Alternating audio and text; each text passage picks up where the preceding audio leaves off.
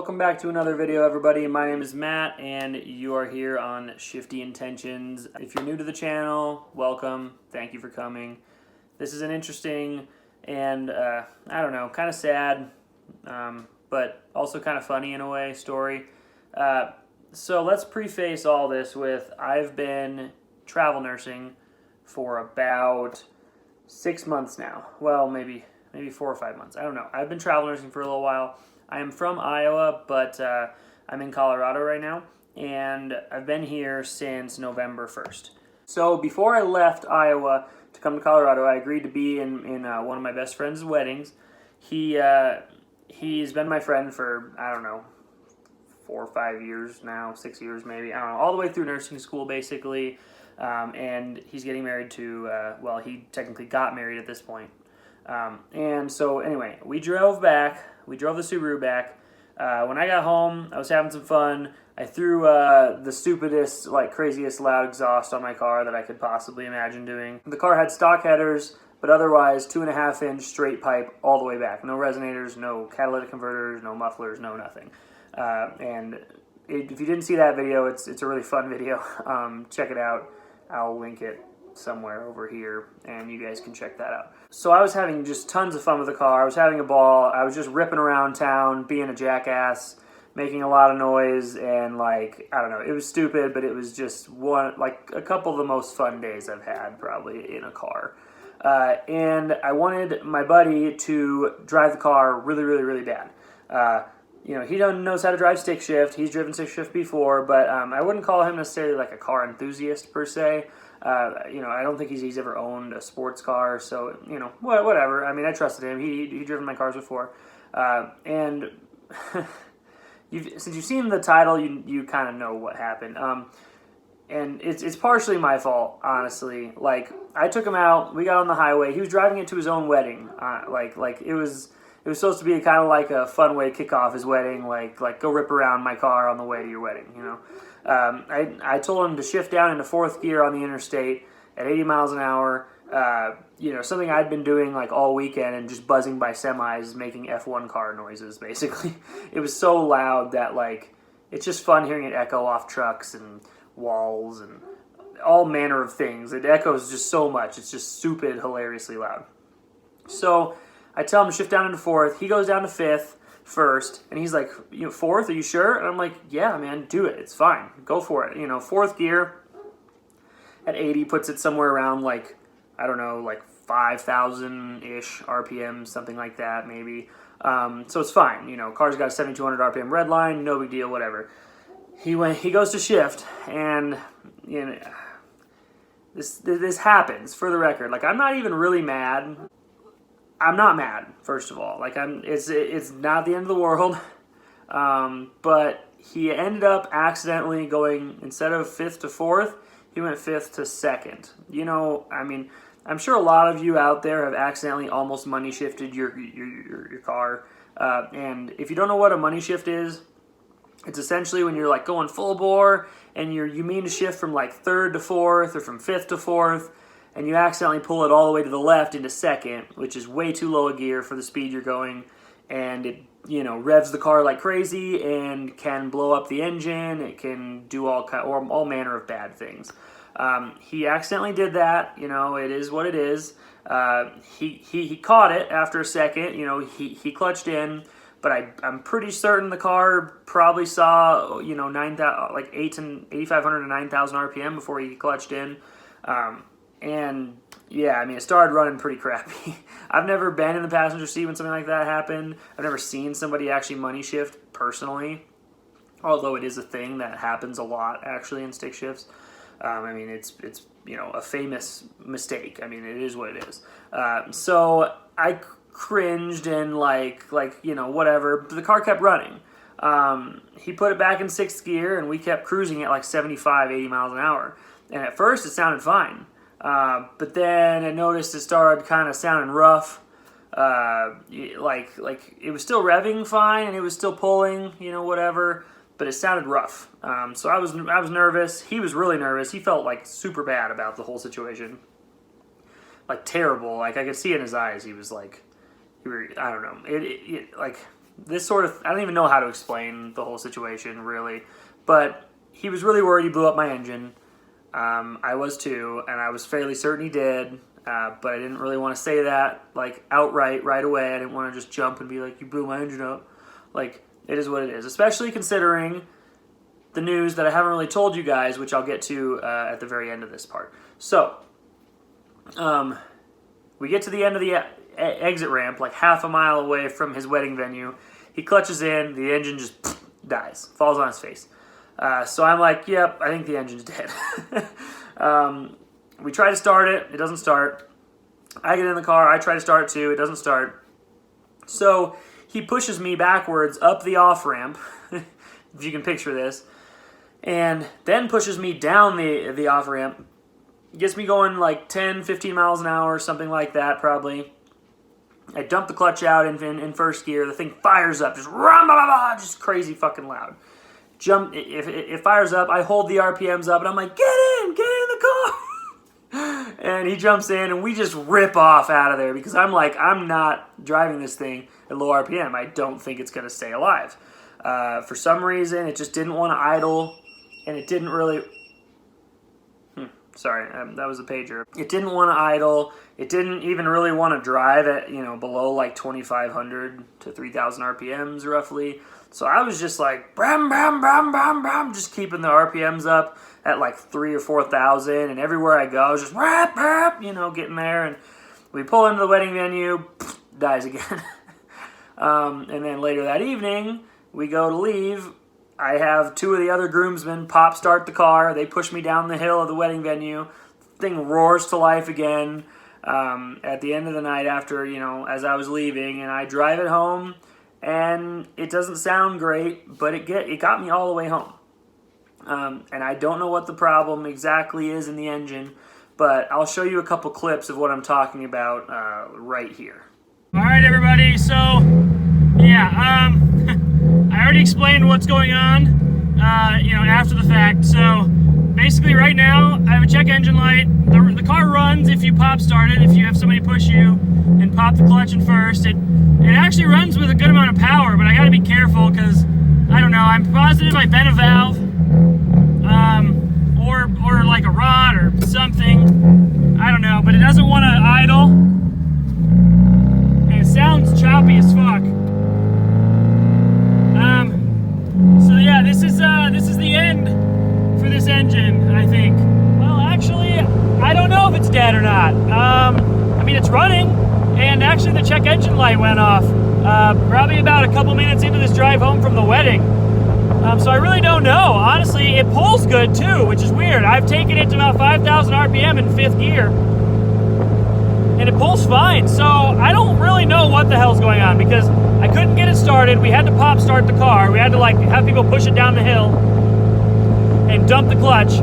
So I guess I won't really know until I get home and see if it idles. If the car idles, then I have no idea if it's really bad or not. The engine might be fine. I don't fucking know. Right now it seems to be fine. Like listen to this. There's fourth gear. That was up to 4,000 RPM, and it's still crackling and popping, but seems fine. I don't know. I'll give you an update when I get home and see if the thing idles. Never mind, I was definitely wrong. I don't know, when it's in gear and at higher RPMs, it seems fine. But if you watch, look, I'm gonna drop the clutch, or I'm gonna push the clutch in at speed, and it'll die. Watch this. RPMs and dead. And then I let the clutch back out, and it starts the car again. I can pop start it fine, but I gotta keep the RPMs up or the car dies. So I don't know. This engine's definitely done. It's seen better days, unfortunately. It is what it is. I will update you guys in the light just to explain the whole situation a little more. And it's a good thing I've got a big announcement coming because I would be very unhappy if the engine died otherwise. Okay, so as you can see, it was driving, and I mean, at one point I actually even thought maybe it was okay or something. It sounded different. It sounded a little less choppy for a little bit there. I was like, man, maybe it healed itself. No, I don't think engines do that. They don't heal themselves. So, yeah, and then I was like, okay, I'm going to see if it idles. And as you saw, I clutched in, it just dies. And then I clutched back out to put it back in gear, and it fires back up like a regular, like a pop start type of thing. So, I realized, I was like, yeah, something's critically wrong inside the engine. Like, it's internally, there's something up. My personal opinion is I think it's maybe like a bent valve. I've heard from some people recently who, remember certain things like that happening when their car bent a valve. Not really sure. I mean, it's probably not good to be driving it, frankly. So right when I got it in the garage, I pulled into the garage, it died immediately, and I just parked it and I left it. I did try starting it one more time, but that was just for shits and giggles. Like, I tried starting it the next morning after it'd been cool all night, and of course the thing starts for some reason. It wouldn't start any other time, but it started there. I'll show you that clip here. Okay, so it's the next day. I'm going to try to start the car, and I'll show you guys, how it's dead. Duncan, if you could hold the camera. Gracias, señor.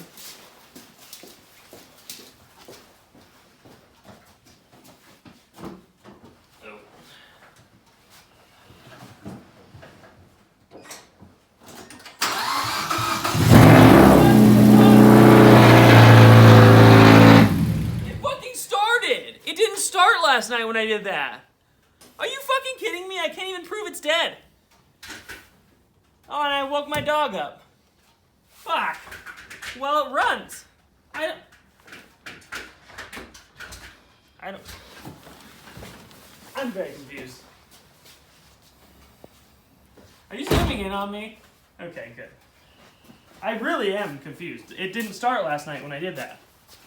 What do you think? Stop filming this. And so I'm just like, what's wrong with this car? Like, what is up with the car?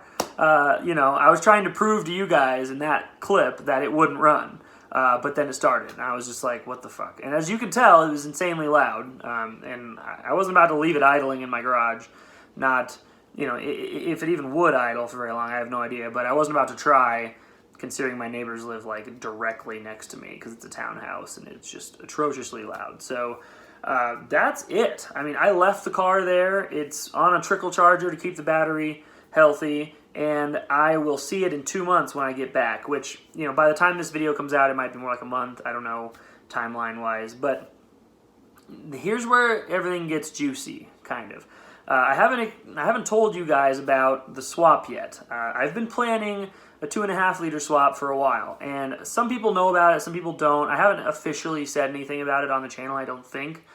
But Ford makes a 2.5 liter engine that is almost identical in overall size and mounting exactly to the 2 liter engine that's in my Mazda, which is a Ford engine also, because Ford owned Mazda at the time, and blah, blah, blah, whatever. I'm not going to go into that too far. But it's a very, very simple swap. Like, literally, you take old engine out and you put 2.5 liter engine in. And what's great about these engines is they're very popular over in Europe.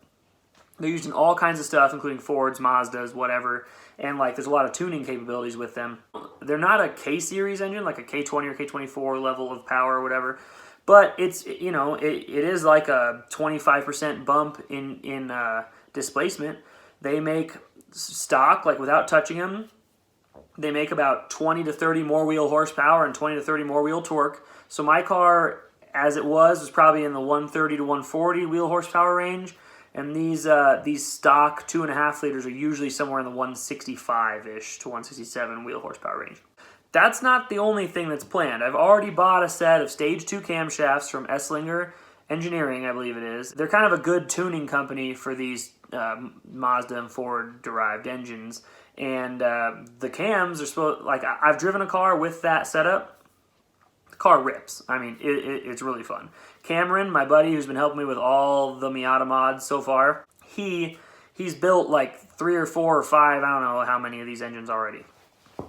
So I figured a while ago, like, I mean, I haven't mentioned it yet because I was hoping to make it a surprise and whatever, but now I feel like I need to mention it because, the Miata has a blown engine, and, like, you don't just keep that from your YouTube peeps. So yeah, it's going to be a 2.5 liter hot cam engine basically with a full exhaust, you know, no cats at all, header back, and I'm gonna attempt to run the straight pipe for a video, but I won't be able to leave that. It's gonna be way too loud, just because I just know, like with the 2-liter engine with its terrible headers, it was so loud. Like I know with the bad headers it'll be crazy loud. But I'm gonna make a video with it because I want to show you guys like what an insanely loud Miata sounds like, and you're probably gonna laugh or cry or hate me or love me. I don't know which.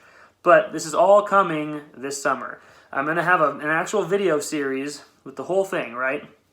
We're gonna talk about what you need to buy to do the swap. We're gonna talk about actually, you know, taking the Mazda engine out of the car. We're going to talk about putting the new Ford engine in the car.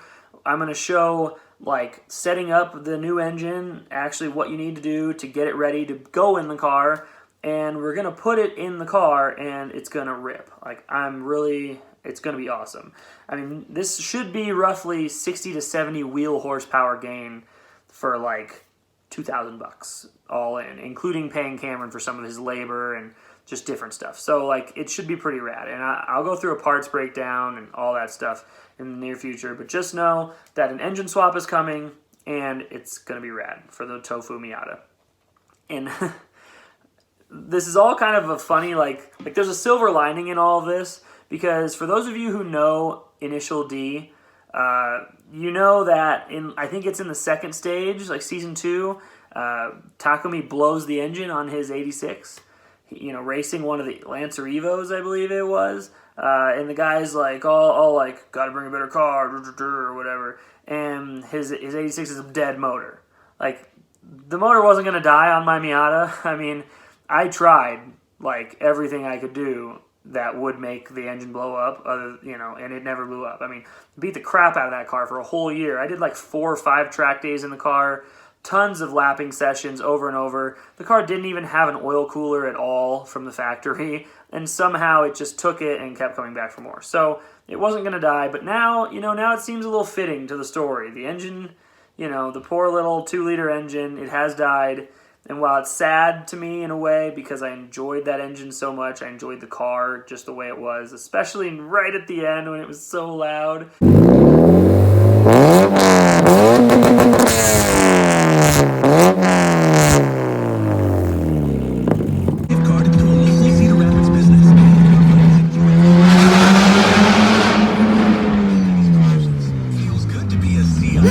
Holy fuck! Sign up for our